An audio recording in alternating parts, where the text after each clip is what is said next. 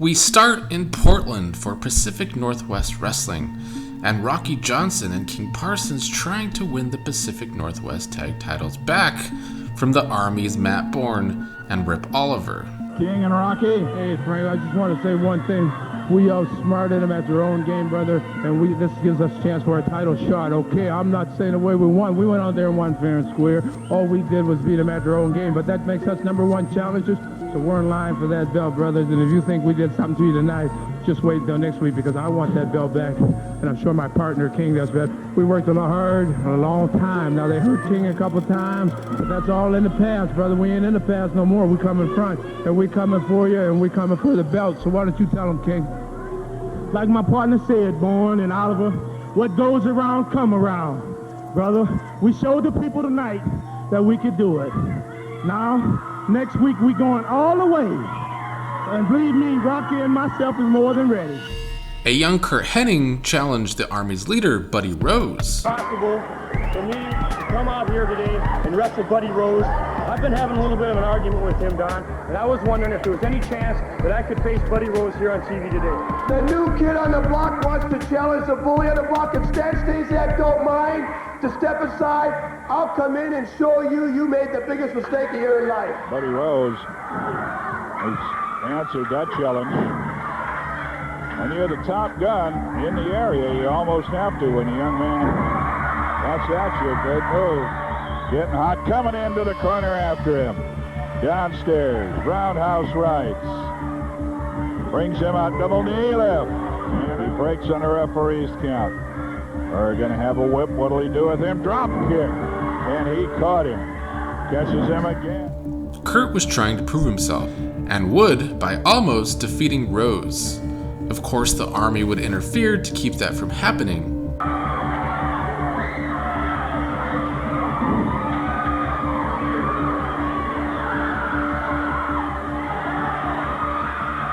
They're working him over. The referee is tied up in the ropes.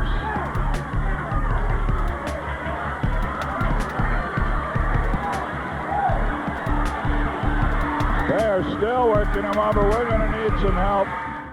Curt's dad, Larry the Axe Hennig, would come to Portland to back up his son, something the Army would make fun of Curt for. Who do you think we are? Yes, you're big. Yes, you're tall. But as the old saying goes, the bigger they are, the harder they fall. And Larry Hennig, you are going to fall out in that squared circle tonight, right? Well, I'll tell you, I'm not involved in this, Frank Bonema, but Larry Hennig comes out here. His kid, Curt Hennig, stuck his neck out, stuck his skinny neck out, mind you, where it doesn't belong. You don't even belong in the ring with a caliber of wrestlers, us three. You belong doing those coat hanger commercials like you were doing before you started being a professional wrestler. Youngblood brought his dad, we sent him out. Curt Hennig brought his dad now. Hennig, you may have come in a plane or something, but you'll be put out in the box, brother. You don't see my dad out here. You don't see Rip's dad, and you don't see Matt's dad helping him. We all are doing it on our own because we are the younger generation of professional wrestling that's taking over the sport. We didn't call up our daddy to come and help us, Larry Hennig. We didn't call our dad, Curt. Did you have to call him just because we hurt your ribs, just because you got an injury? You wanted to be in the sport. It's a man's game. Anybody can get hurt. Well, if you're going to get hurt and cry to your dad, well, Dad, I'm kind of glad in a way you did come, because it's going to be embarrassing for you when we get through it. The father and son duo of Larry and Curt would bring it to the Army. Axe is here. I'll bring him in.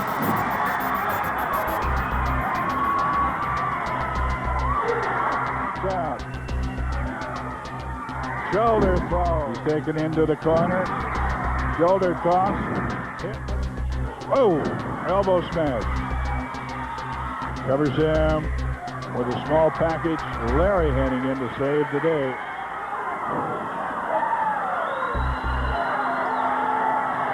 Larry the Axe Hennig. Working on the Playboy in the top two ropes. Covers him with a body press one, and he kicks out of it. Oliver was on his way in to help. Hennig, who suffered injury at the hands of the Army, now dealing out some pain. The timekeeper. Oliver's in with the chair. bell has been rung. Hennig took the chair from Oliver. The Axe has a stretcher. This is stretcher.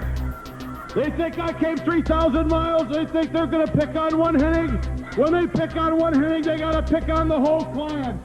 And each one of them will be laid out in a stretcher, flat on their face, flat on their back, because if they want a no disqualification match, we'll give them a match that will end all matches. There'll be no return for nobody, because the Axe and the double Axe are here, and we're going to get rid of that already. It would be the Hennings that beat Matt Borne and Rip Oliver for the tag titles. But the reign would only last a few days before Borne and Oliver won the titles back. NWA World Champion Ric Flair was continuing his year-round world tour with a stop in the Northwest, and many stars in the territory wanted a shot at the champ. Pacific Northwest Heavyweight Champion Brett Sawyer says he deserves a shot since he is a champion around here. I'm out here for one purpose, the World Heavyweight Champion's coming in. Ric Flair, it's an honor of any man's life, any man's opportunity, any man's goal in life is to become the World Heavyweight Champion. Of course, Buddy Rose wants his shot too, since he and Flair started in pro wrestling together. I want a title match and Oliver wants one. Why do we want one? Because Ric Flair, the World Heavyweight Champion, is coming to the Northwest, and if he's still the champion or whoever is at that time, we'll be facing our top representatives from the West Coast. Well, I think that Buddy Rose should get a chance for the World Heavyweight Championship. Flair would defeat Brett Sawyer in a 2 out of 3 falls match. Flair and Rocky Johnson went to a no contest in Washington, and Flair defeated Buddy Rose with Curt Hennig as special guest referee, keeping the Army from helping Rose. Buddy Rose took time off from the territory to go to the other side of the country and record TV for the WWF. He would then head to Japan and New Japan Pro Wrestling, where he teamed up with Hulk Hogan. 相性ですかね、レスラーになるんですよね。なるほど。やってても本当に実力がシングルであるんですね。タッグだったらダメ。ところがですね、タッグ組んだら本当にもう今おっしゃったように向こうからね、評価できるんじゃないですか。そうですね。とにかくもう力ってそうですね。はい。それからその戦いぶりですね。技のウエイトの乗せ方といいますね。こういうものも響きになってきますね。そうです。余裕を持った試合展開、ハルク・ホーガン、そしてバディ・ローズ、ホーガンの先導、うまいリードによりまして、このバディ・ローズもかなりの速い連携を使っています。さあ藤波はバディ・ローズに攻撃の照準を絞るが、ロープに思い切って振ったがバディ・ローズが、これはショルダーアタックが決まっている。こういった実戦でかなり自信がつきますよね。これはもうね、大変なもんですよ。間違って一発するようなことがありますと、これは大変なことですよね。そうですね。今ちょっと危なかったですね。ブルーのキャンバスはブルーの大海原。形で立てる。やつがホーガンを仕留めるか。思い切って身が回るところカウンターのキック。ホーガンの彫刻の美を連想させるような素晴らしいシェイプアップされた肉体、上半身が隆起している。ロープに飛ぶアクスボンバー、アクスボンバー、恐怖のまさかり殺法、恐怖のまさかり殺法までだ。やつがガンラムに戻った。やつが沖縄の海。While Rose was gone, a lot went down in the territory. David Schultz showed up to run down Buddy Rose and others in the territory. That's about time, baby. About time you start mentioning the doctor out here. All I hear is Buddy Rose, baby. Everywhere I go, Buddy Rose. Everybody wants Buddy Rose. The little girls hollering Buddy Rose. The old women hollering Buddy Rose. Forget him, baby. Forget him. He's a has-been here, baby. I'm number one here now. I'm up here for all challengers. I don't care who they are. You bring them on, baby. There's one thing in the way of me and the world's championship, and that's this belt here, baby, in the Northwest. You know what I mean? I get that, baby. I've got it all. The United Kingdom champion Chris Adams also came to the territory.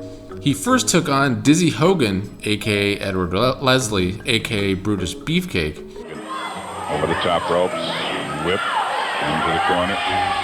Hogan bringing him out with the whip. It's reverse. Hogan catches the whip. Judo kick, putting Hogan down. Chris Adams, the young Englishman with a roundhouse right, comes with another judo kick. The English heavyweight champion giving Northwest welcome to young Chris Adams, ladies and gentlemen.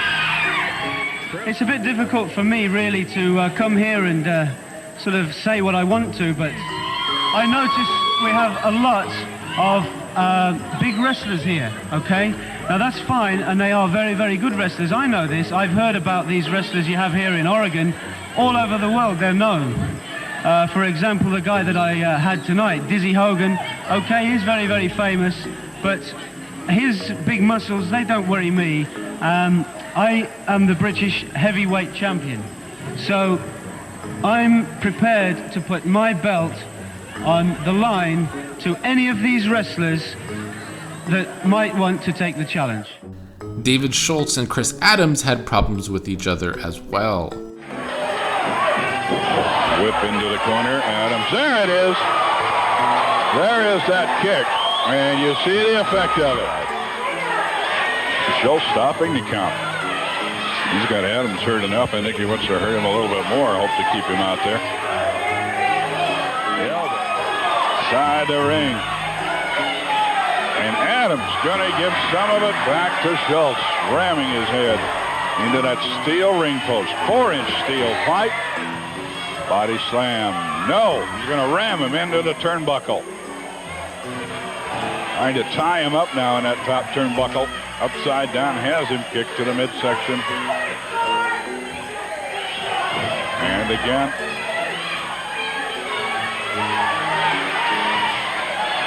Uh-oh. He gave the referee a shove to get at Adams, and that's going to cost him the match. Sandy Barr threatening to throw the punch. It'll be a DQ. Dr. D is disqualified. The biggest thing to happen while Buddy Rose was out of town was Rip Oliver defeating Brett Sawyer for the Pacific Northwest Heavyweight Championship. Curt Hennig would try and get a shot at the new champion. The whip. The turnbuckle comes loose, and Hennig ran into the second turnbuckle. He was going after Oliver. The top turnbuckle popped on him. Now Oliver taking the turnbuckle and trying to use it. Some of the security people at ringside and experience. Got him hurting. Let's see if he can put him away and become the new champion of the Northwest. Somebody's in. Matt Borne is in the ring. Matt Borne is in. Well, this will save the title for Oliver. What a... Oh. Buddy Rose returned to talk about some of his enemies. You made it clear, Frank Bonham, the Playboy is back, and the Playboy is back to stay. First of all, in Japan, anything you buy, it says made in Japan. Then while I was over there, I was teamed up with one of the stars of the movie Rocky III, Dizzy Hogan's brother, Hulk Hogan. They teamed us up over there, and we won the tag team championship. Dizzy Hogan's brother, you know, Hulk Hogan is one of the stars in Rocky, right? You know about that. Well, together, he sent back to you a kimono, Dizzy Hogan, for you. Then, I got Tommy Rogers and Hack Sawyer present over there in Japan. This way, this is for Tommy Rogers. These are high-lift shoes they've invented over there for the short man, and this way they don't have to look up to the microphone. Right here, here's another pair for Hack Sawyer. Make sure you buy bell-bottom pants, because that way wear them long to the ground and they won't be able to tell what kind of shoes you're wearing, but at least you'll see eye to eye with Frank Bonham.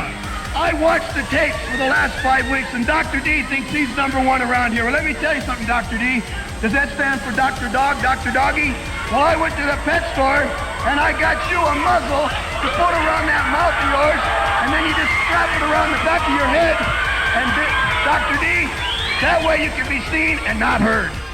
But he had lost control of the army by being gone, and Matt Borne felt the army was better while he was gone, since they are now carrying all of the titles in the territory. I'm not the kind of guy to get rude or anything, Mr. Bonham, my buddy, but when you were here before, we used to come up here as a team. We used to do everything together. Now, you come up here on your interview, you didn't bring me, you didn't bring Rip. I don't appreciate it very much. But you've been gone, buddy. A lot of things have happened. Me and Rip hold the belt. We have all the belts now. We've done it without you. So we can do it without you. I just don't want your head to get as big like it was before. It does look like it's short down. Maybe the sun did it. Maybe you just gathered yourself. Buddy. I'm not getting mad. I understand you. You are. Why did I take you on my side? Because you got potential. Let me tell you something. I've been in the business just a few more years than you. Just listen to me, and I promise you everything will go straight. Tonight, we're going to click, baby. We're going to beat those two young guys. Then, during a match with Borne teaming up with Buddy Rose against Brett Sawyer and Tommy Rogers, Rose accidentally hit Borne to cost them the match. On the top rope, come flying off and hit Borne. Borne is covered by Hack Sawyer. What we're going to do, but we're going to hold it here a minute. Borne is hot. Rose came off the top ropes and hit Borne. Uh-oh, they're going at it. Borne and Rose blowing up a foyer feud. I'm very proud to say that, Buddy Rose, you are nothing to me ever again in my life. And I'll tell you another thing. Yes, sir. I'll tell you another thing, too. Buddy Rose, you're going to be here next Saturday night, and I'm going to be here next Saturday night. And Don Owens, I'm telling you, usually when I want something from you, Don Owens, I ask you. Well, baby, this time I am telling you. You better give me a match with my ex-brother-in-law. Matt Borne's face turn would further when Brett Sawyer and Rocky Johnson beat Borne and Rip Oliver for the tag championships. We've got Hacksaw Sawyer. Rocky Johnson just back from Hawaii, where Peter Maeva, of course, they are related. He is very, very ill. They are the new tag team champions of the Northwest. Rocky? Thank you. I just want to say it's a great pleasure to be back here. You know, I've been gone for 3 weeks and I had a lot of problems. I have them all straightened out now, and I come back for one thing in mind. I think I proved that in Seattle my first night back. Me and Hack Sawyer went over there and won these tag team belts. Rip Oliver would seem to choose Buddy Rose over Borne after that match and continue with the Army, leaving Borne on his own. Rose tries to recruit David Schultz to the Army for some reason, who hates Rose, and that would fail. See this? This is money. I don't mean to interrupt your interview, but look at this. This is big bucks, baby, right here. And if you want to make those kind of bucks, you can come with my Army.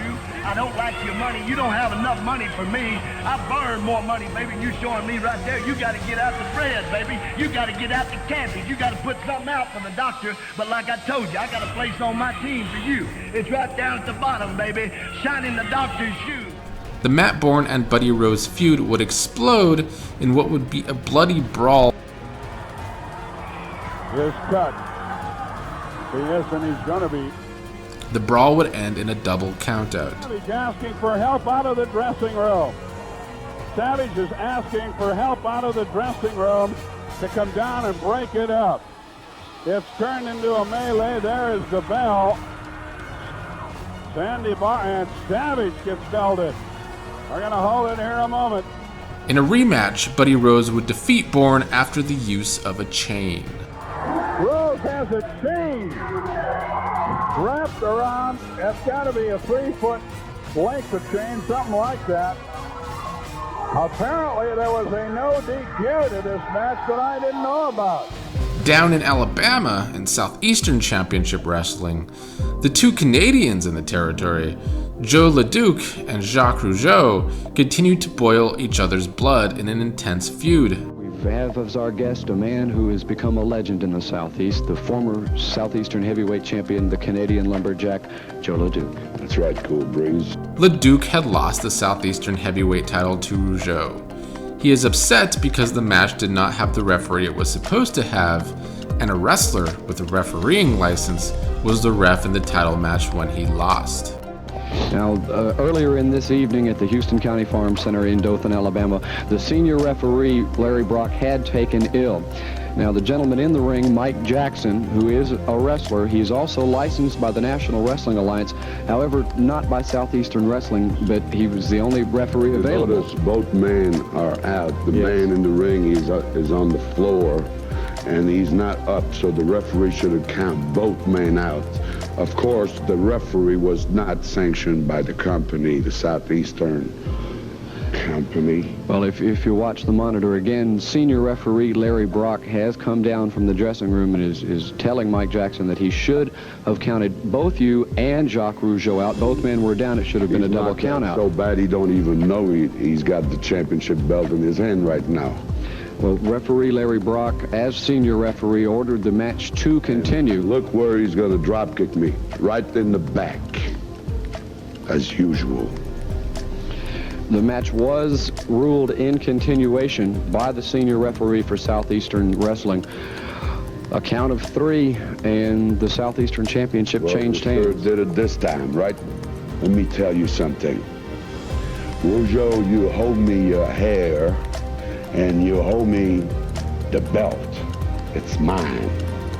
Now, this company I'm working with here, the Southeastern company, just not polishing those rules. Well, I'm going to be my own police. Well, let me tell you something, Rougeau.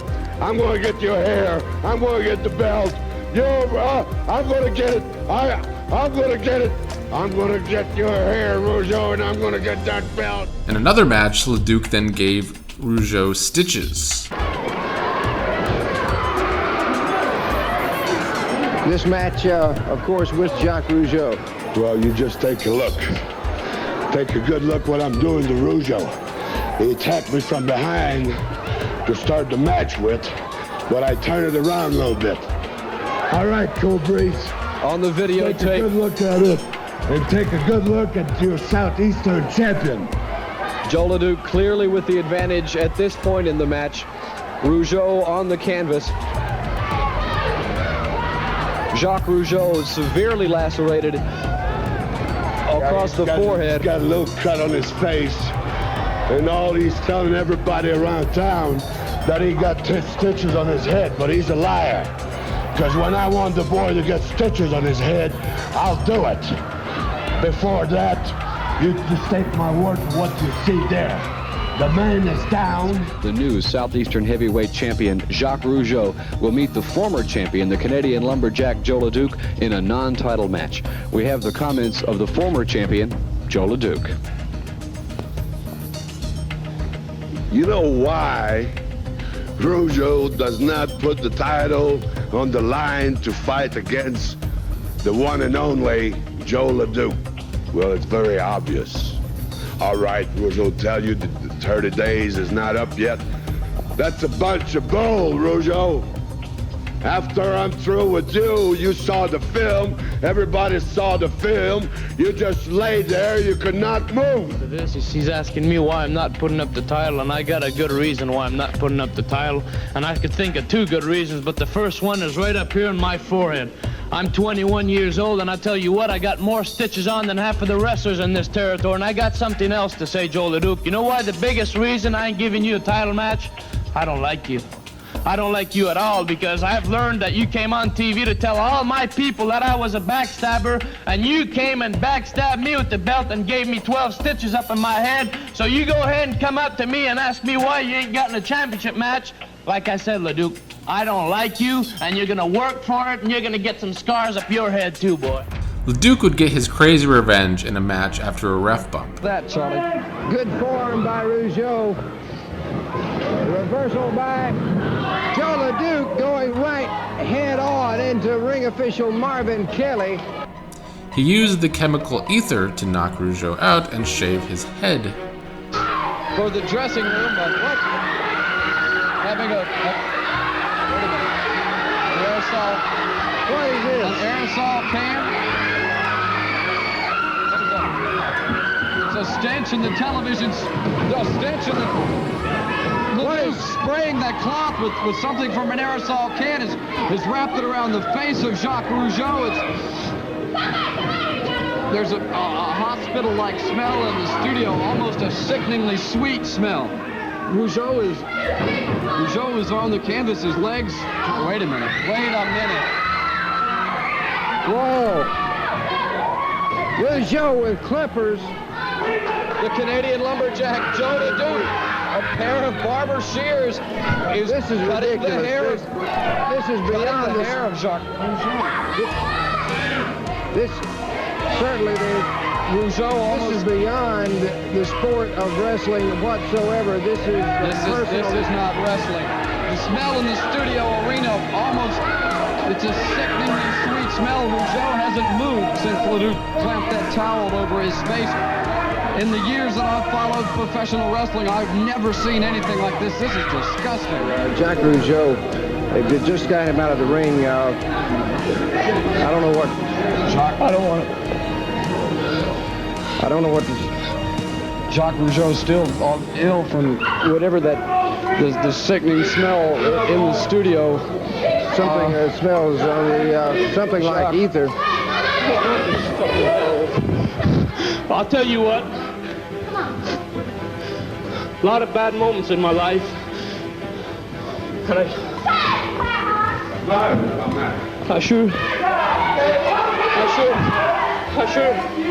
I want everybody to know out here. Yeah, you could go ahead. So you go ahead and look.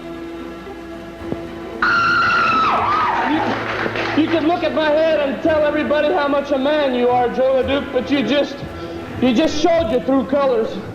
And I'm not embarrassed to walk here bald-headed because I beat you. I put my hair up for that belt and I won it. I worked hard for it. And I sure didn't expect you to... Wait. I'm going to tell you one thing, LeDuc. You're doing it your rules. You're doing it your way. Tonight, my man, I'm going to decide to do it my way. Any night I get with you, anywhere it's going to be at, I'm going to put my rules and my size 12 right up here, and I'm going to get you, I'm going to put more scars on your head that you ever had in your whole life, and I'm going to open them up. I'm going to make you look like a real Canadian, LeDuc. The two Canadians would trade the Southeastern Heavyweight Championship throughout the spring of 1982. The other huge feud in the territory remained the ex-Freebirds, Michael Hayes and Terry Gordy, against each other. This is Rick Stewart. We're talking to the original Freebird, Michael Hayes, about a situation that's been going on and rumors about a situation yet to come throughout the southeastern area. Rumor has it that Terry Gordy is very anxious to get you in a type of match where Amateur Athletic Union, AAU, the National Collegiate American Association, amateur wrestling rules prevail. And I know throughout the years, even though you are one of the most popular wrestlers in America, your style has been a little bit on the outside of what is established collegiate amateur wrestling type rules. Well, first of all, Rick, I'm not going to come out here and say that I'm a fantastic amateur wrestler, because I'm not. And I've never said I was. Anything that I've ever got in professional wrestling, I've took one way or another. But now Terry Gordy coming up and talking about amateur wrestling, I know Terry Gordy, and he's got an ulterior motive to come up and challenge me. You know, now Terry did have some good amateur experience. He's got the background? Yes, he does have a background, and I'm not going to say that he doesn't. But the reason that he's trying to go to this is because he's tried to brawl, and I beat him at everything he's tried, because I know how to fight. Terry Gordy is trying to get an amateur match against Hayes because Hayes is out brawling him. I'd just like to know whatever happened to the sport of professional wrestling. You know, this is professional wrestling, and I am a professional athlete. And like I said, there's so many guys here that's just throwing the rules clean out the door. And man, I don't like that, because just like I told you right then, I am a professional athlete, and I am a professional wrestler. Anytime that I have to step in the ring with Michael Hayes again, it's going to be under the AAU's rules of collegiate wrestling. And Michael Hayes, that means no fist throwing, no kicking. That means just getting right down to it and wrestling. That means rubbing somebody's nose in the mat. That means stretching and popping bones. That don't mean street brawling. That's what that means. And Michael Hayes, you know, and I know that I can beat you. It don't matter if it is an AAU style wrestling. It don't matter if it is brawling. But I'm tired of that because there's so many people throwing the rules out today, and it's not going to happen with me. Larry Hamilton was a babyface wrestler, helping Hayes out every time Gordy would try to cheat in matches against Hayes. This has irked Gordy, but Hamilton was not backing down. I would just like to let you know that you have no place sticking your nose in my business, and there's no way that Michael Hayes can beat me by himself, and you know that you stuck your nose in my business, and you think you got something last week, boy. You keep sticking your nose in my business, I'm gonna hurt you and hurt you bad. Like I said, there's no way Michael Hayes can beat me by himself. Okay, I'd like to tell you something. I appreciate your concern. Thank you so much, mister. Okay? I like to choose my own friend, if you don't mind. Okay? But before I leave, I like to leave you with something. Hey. Gordy was offering Hamilton $500 if he could last 10 minutes with Gordy in the ring. I'll tell you what, a $500 purse could be pretty good. And I think maybe Terry, he might have bit off a little more than he can chew, because I did accept the challenge. Well, you know, first of all, I don't want anything because of what's going on between me and Terry to get Larry involved in anything, but Larry is a man. You know, he's young in the sport, but he's got guts. And that's part of the reason that I like him, because I want to see somebody that's young and got guts get a chance. And as long as I'm around, I'm going to see it. But there's something you got to understand, man. Now, I know this cat. I traveled up and down the road with him for 4 years, and he's up to something. Now, he wouldn't offer $500 to you if he wasn't. So believe you me, when you're in there, brother, he's going to be in there to try to hurt you. I'm going to be right here at the desk watching the whole thing. And ain't nobody going to move me from here.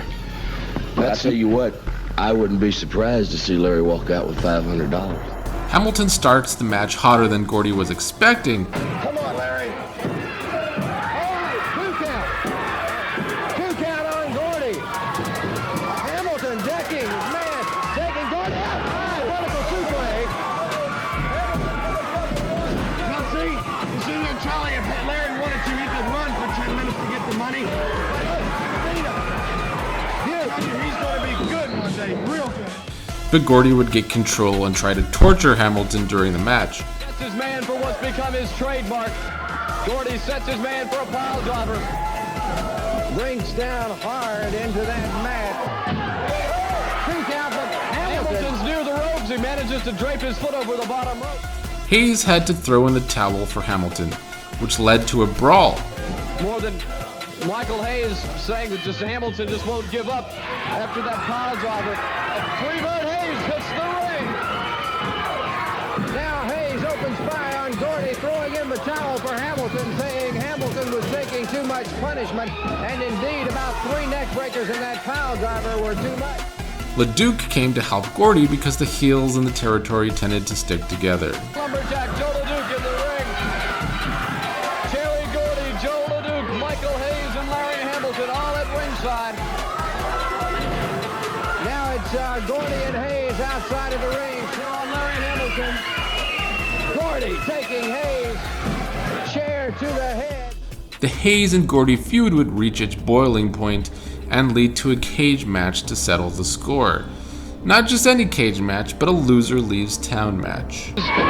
Crawling across Terry Gordy, trying to get that count of 3. Continuing feud between Terry Gordy and his former partner. Gordy clotheslining Michael Hayes off the ropes. The count is 9. Jonathan Boyd hurling a substance into the eyes of Michael Hayes, setting his man for a second pile driver. A mark of any man to escape from 1 pile driver. 2 pile drivers. Once again, the heels were sticking together, and the sheep herders came down to help Gordy. Not just to help Gordy though, but to humiliate Hayes. Luke Williams has pulled a pair of scissors from his boot. Terry Gordy hesitating, momentarily hesitated, now back with the scissors. Suddenly, Gordy was having a hard time seeing his old friend in this position, and Gordy helped Hayes against the Sheepherders instead. Wagon with the scissors to cut, and Terry Gordy unlocks on the Canadian Lumberjack. Terry Gordy going after both New Zealand Sheepherders. Terry Gordy going berserk on 3 wrestlers. Well, Michael, I know along with, I can't believe what just happened with Terry Gordy. Hey, man, I tried to save you. I don't know what your problem is, boy, but I tried to save your hair, Jack. Save me? I'd rather have them cut my hair than have you come save me after all you done to me. Huh? 4 years up and down the road, you forgot about it quick, didn't you, Terry? So that's just the way you are. You're stubborn, Mike. You're stubborn, man. I just got through saving your hair, Jack. I have a lot of respect for you, man, but you don't understand that. Respect? When have you shown me any respect? You walked out on me a year ago and said nothing to me about it, and you come talking to me about respect? Man, I was just trying to make a name for myself. You was always out in the spotlight. I was just trying to make a name for myself. I gave you credit. I never said you didn't do your part. No, you didn't give, you might have gave me credit, but nobody else knew what I was doing out there. I was busting my butt, man. Well, why'd you do it at my expense? What did I ever do to you? Huh? What, Terry? What did I ever do to you except stand up and down the side of the road with you, step by step? I never did nothing to you, man. Man, I know. But I want to apologize. I know you might not take it that easy, man, but I want to apologize, okay?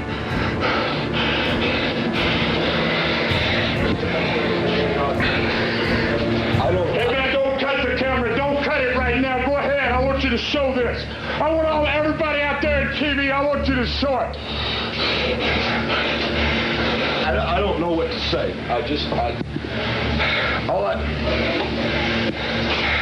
Before you and I start doing anything, even thinking about partners or nothing, Terry, we're going to have to learn how to be friends again. After that, the other villains were pissed with Gordy. Joe LeDuc defeated Terry Gordy for the Alabama heavyweight title, and at the end of the spring, in an ironic twist, Gordy lost a loser leaves town match to LeDuc and had to leave the territory. Lastly, we go to Houston wrestling. Ric Flair was not the only traveling world champion going to different territories. AWA world champion Nick Bockwinkel would travel and defend his title in other territories as well. Houston was a place he would go a lot, and in the spring, the Junkyard Dog was getting a shot at his title. So we start now with the first fall of a 2 out of 3 fall match. Now this is Heenans' first appearance as the manager of Bockwinkel here in the city of Houston. He has a massive amount of power. As he gets hit by Bockwinkel, that same flash of anger comes to him, and now as the dog moves in, oh, how hard he hit into that turnbuckle. Dog, body slam. Look at the way he handles. Oh, man.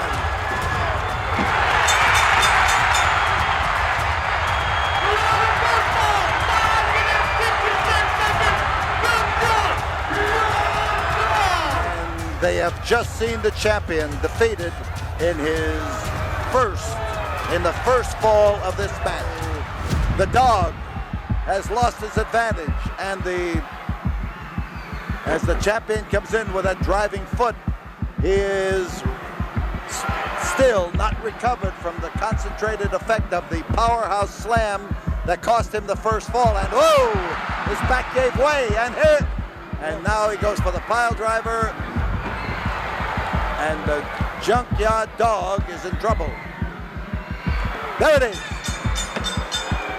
Junkyard Dog. Falls are even. The champion has just evened them. The first fall had been taken by the Junkyard Dog to make the second fall the basis of his victory in the third. But he can't get him up, and that body drop.